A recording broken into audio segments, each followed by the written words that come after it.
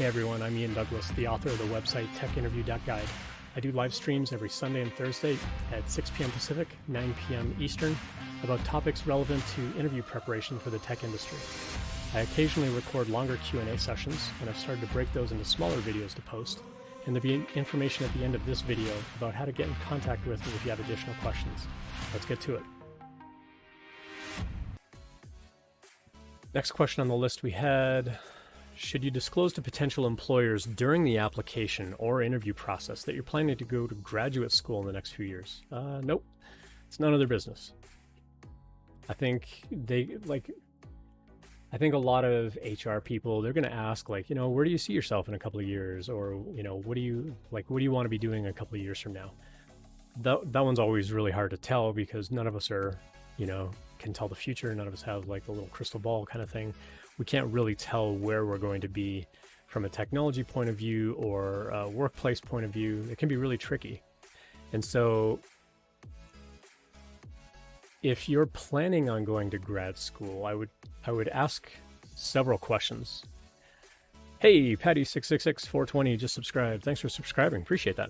I think you're my first subscriber, so I appreciate that very much. Thank you.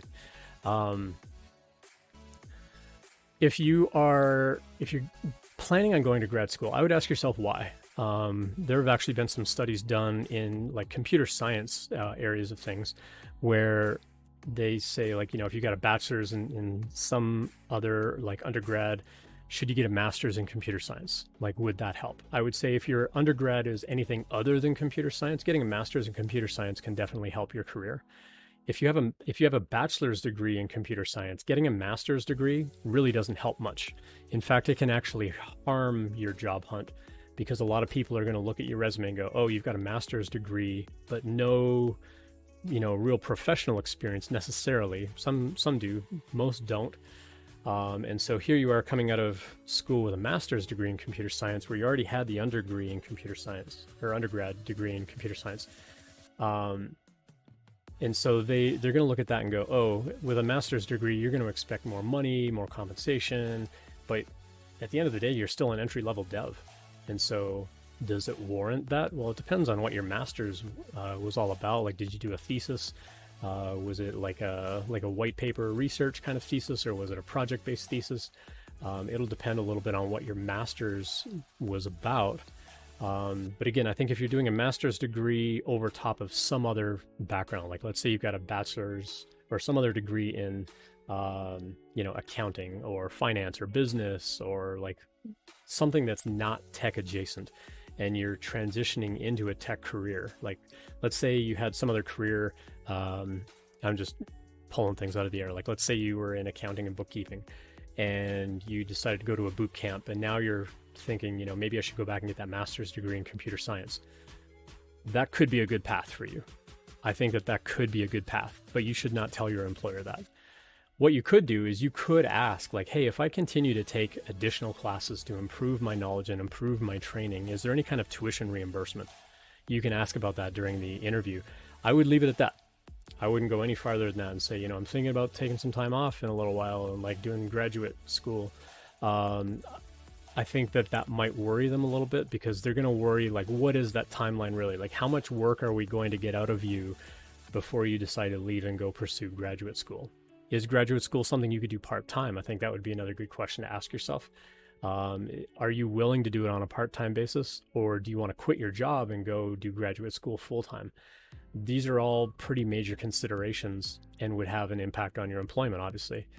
So I think you need to consider those kinds of questions, but I would not bring that up, especially during an application or interview process, because I think that they could bias against you.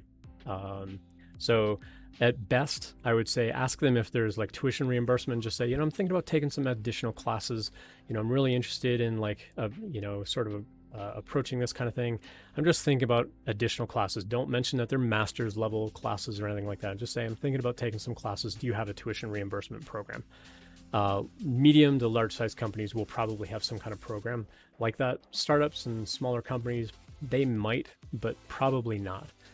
They probably won't have the budget or the capacity for that. But either way, no, I wouldn't mention it as part of the application or interview process. Now, if it's a requirement for the job, like you must have a master's degree in such and such, and you don't have that master's degree, I think you could still apply for the job, and you could say, like, I'm thinking about, I saw that this was a requirement for the job, and so I'm considering it. If there is a tuition reimbursement program, I'm happy to work towards that. You could bring that up because now you're selling that as part of why they should hire you. But if it's not a requirement of the job, I wouldn't bring it up at all. I don't think you should bring it up. Hey, thanks for watching. I love helping people out with interview prep, and I hope this video helped you in some way. If you found this Q&A useful, please consider subscribing. You can follow me on Twitch as well for the live stream twice a week. Check out techinterview.guide/streaming for more information. I also have a daily email series that you can subscribe to on the website. There are never any ads, and when you finish the series, I scrub your information out of my database permanently. Finally, if you have a question that you'd like answered on the stream, you can find my contact info on techinterview.guide. I prefer LinkedIn or email. If you leave your question in a YouTube comment, it might take me longer to find it, but I'll see you next time.